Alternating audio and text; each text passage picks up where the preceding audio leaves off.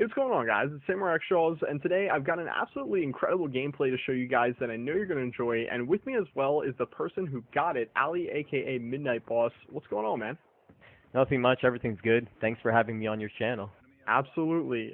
This gameplay right here warrants it 110%. On your channel, you've got a ton, 100 plus gameplays, but when you messaged me on Skype and told me that you got 137 and 1, freaking incredible score where 134 of the kills are actually in a row, I was in disbelief because this is, the highest score ever on Black Ops, or the highest kill death ratio, excuse me, ever on Black Ops 2. So, you want to talk a little bit about how you freaking got the highest kill death ratio on this game?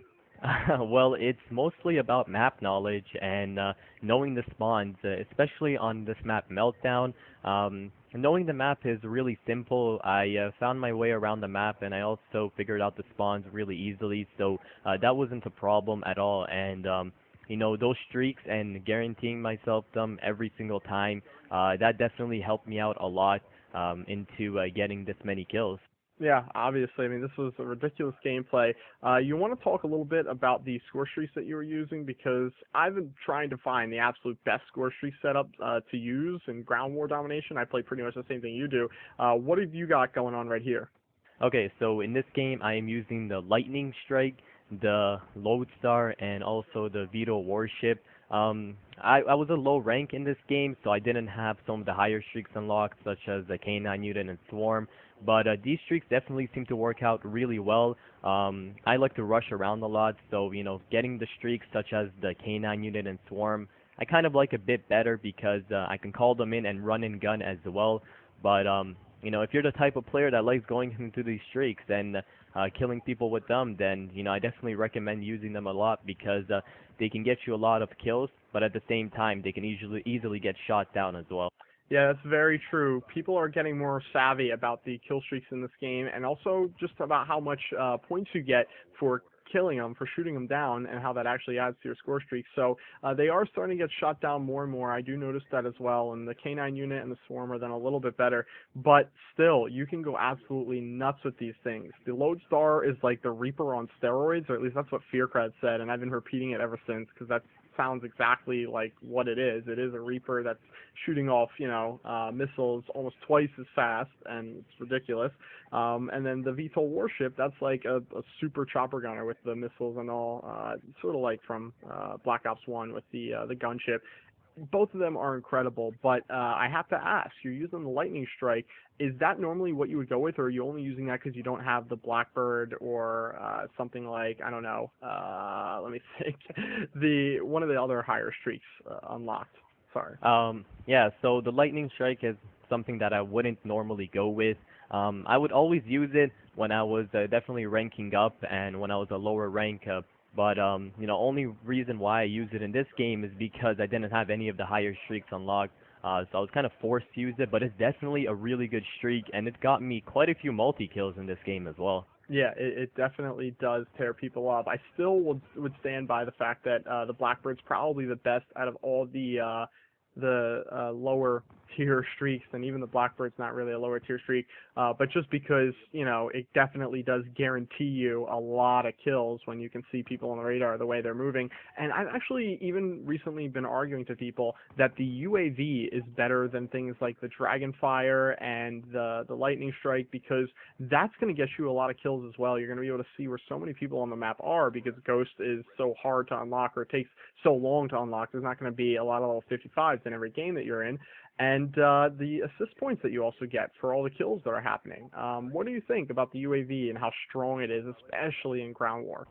It's definitely incredibly strong because in ground war, there's 9 players, and with that said, there is a lot higher chance that those 9 players aren't using Ghost and they haven't reached level 55, or if they have, they're just not using it in general. So using that UAV can really help you out a lot because, just make all those guys show up on the radar, and you're going to be getting a lot of assists as well from your enemies, or not your enemies, but from your teammates, killing the enemies as well. So that can really help you to get your next streak. Yeah, and honestly, if you think about it, like if the UAV helps you get one kill, which you'd get with your gun. By the way, in the background there, I just saw you got 5 people with a lightning strike. It looked like that's incredible, but still, like that's the most you'll almost ever get, really. Like that's the most you could hope for, unless you get an absolutely insanely lucky lightning strike, and that only got you 125 points, 25 points per kill times 5, whatever. But if you get a UAV and you get 2 kills, then all of a sudden you could have 200 points. So, there's a balance to be struck there, and obviously, I just want to point out to people that you should take with a grain of salt the fact that the Dragonfire takes 3 or 4 times the amount of points to get as the UAV, and the Lightning Strike maybe takes twice the amount than the UAV, because the UAV is still, potentially better than all those that are above it, a lot of those kill streaks, score streaks, whatever you want to call them, that are above it. But anyway, moving forward, and let's talk a little bit more about this gameplay here. What was the perk setup that you were going with on this class? Okay, so I was using the MP7 without attachments, of course, and that was because of my first game of using the MP7, but the perks that I was using with it were hardline, toughness, and dexterity.